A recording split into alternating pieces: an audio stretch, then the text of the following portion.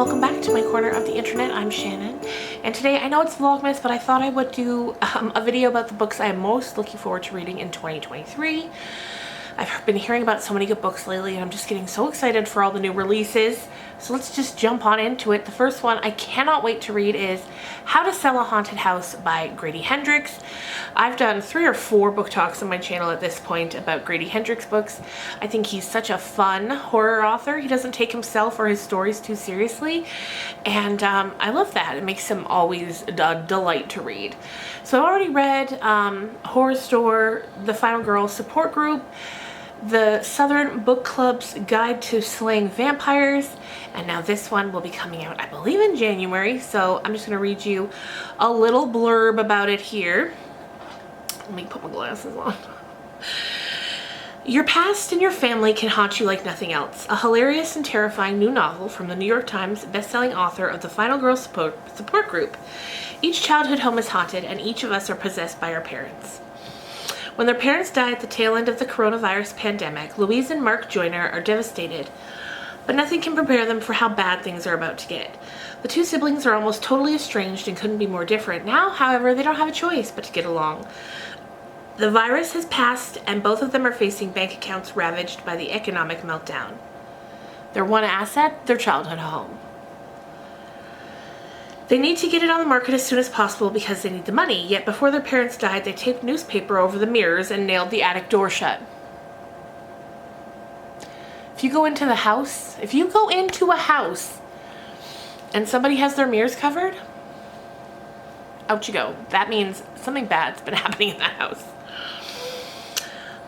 Sometimes we feel like puppets controlled by our upbringing and our genes. Sometimes we feel like our parents treat us like toys or playthings or even dolls. The past can ground us, teach us, and keep us safe, but it can also trap us and bind us and suffocate the life out of us. As disturbing events stack up in the house, Louise and Mark have to learn that sometimes the only way to break away from the past, sometimes the only way to sell a haunted house, is to burn it down. That sounds right up my alley. I'm very excited for that one.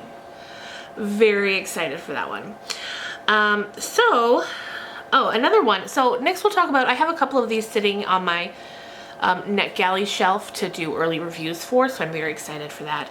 One is called A House with Good Bones by T. Kingfisher. So let me just look up this one. Another one. You know I love those. You know I love those haunted house stories. Okay, hang on. Let me just look here. Looking on Goodreads. Oh, okay, A House with Good Bones. I can't wait for this one. So it says, a haunting Southern Gothic from an award-winning master of suspense. A House with Good Bones explores the dark, twisted roots lurking just beneath the veneer of a perfect home and family. Mom seems off. Her brother's words echo in Sam Montgomery's ear as she turns onto the quiet North Carolina street where their mother lives alone. She brushes the thought away as she climbs the front steps. Sam's excited for this rare extended visit and looking forward to nights with just the two of them, drinking boxed wine, watching murder mystery shows, and guessing who the killer is long before the characters figure it out. But stepping inside, she quickly realizes home isn't what it used to be. Gone is the worn, cluttered home her mom is known for. Now the walls are painted a sterile white. Her mom jumps at the smallest noises and looks over her shoulder even when she's the only person in the room. And when Sam steps out back to clear her head, she finds a jar of teeth hidden beneath the magazine-worthy rose bushes, and vultures are circling the garden from above. To find out what's got her mom so frightened in her own home, Sam will go digging for the truth, but some secrets are better left buried. Cannot wait for that one. Next up is Paul Tremblay's 2023 book. This one's a collection of short stories. I haven't read a short story by him, so I'm excited to see how he tackles them. That book's going to be called The Beast You Are. I don't really see any blurb about it because, I mean, it's short stories. How are you going to blurb it? But that comes out in July. And Paul Tremblay has just become really one of my favorite authors in the past couple of years. Everything I've read from him I've really enjoyed. I like the way he doesn't spoon feed us too much info. He kind of lets us do what we want with the endings and things like that. And I really enjoy that. I really enjoy that from him. Sometimes you want all that info, but sometimes you don't need it. And I find with him, I like that how he does things. Next up, I'm looking forward to, mainly because this title is so clever, and this is Spare by Prince Harry. I don't read a lot of like memoirs and nonfiction, as you know, if you've been around here for a while. But I am a little curious about this one. And again, that title, it comes from, like, you know the saying, an heir and a spare? So like Prince William would have been the heir, and he just called the book Spare. I think that's genius. So I'm interested to see what he's got to say in that. So that sounds good. Next up, another one that I'm looking forward to is called The Fake by Zoe Wattal. I really like her. She wrote one of my favorite books of all time, The Best Kind of People, which I've talked about time and time again. I read last year's book. It was called The Spectacular. That was good. I didn't dislike it, but I think just after The Best Kind of People, my expectations, I wasn't sure what to expect from her next. So I liked it, but it wasn't as good, in my opinion, for me, as The Best Kind of People. So she's got a new book. This one's coming, I think, in March.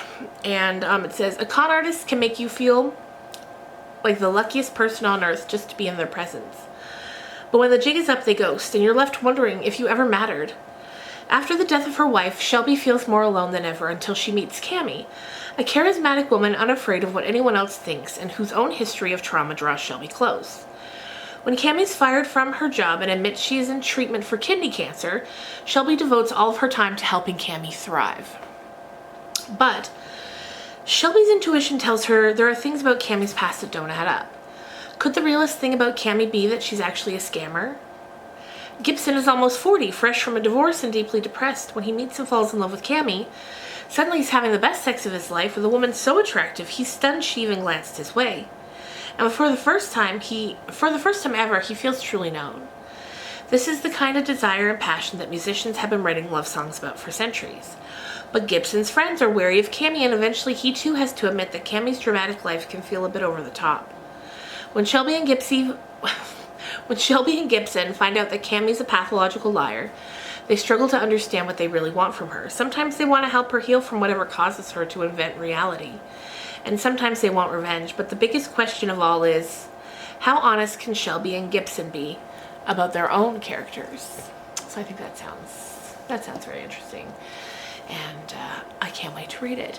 Other things on my NetGalley shelf, I've got Don't Fear the Reaper, which I'm going to have a review out probably before Christmas, I'm hoping.